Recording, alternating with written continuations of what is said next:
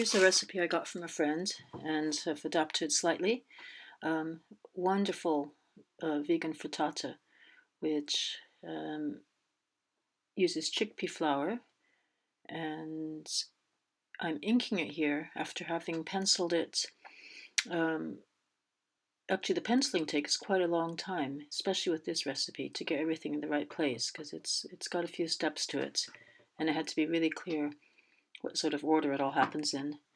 But you can use any kind of vegetables you want. Of course, I've just chosen a few that I quite like there.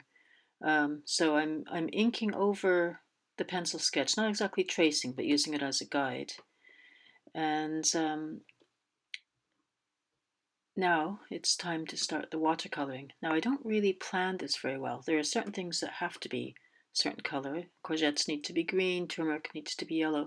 So I do the things first that need to be the color that they are. I always use grey for measuring spoons instead of using coloured plastic ones, partly because that's what I have, and partly because I don't want it to conflict with the food.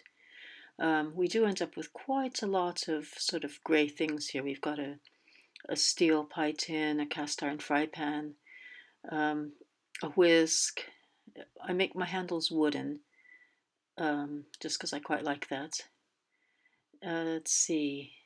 Then I choose one color that's been used somewhere in the picture to do the lettering. It doesn't really have that much to do with the food item itself, but that just represents the red peppers. I just don't want to introduce another color and make it too busy.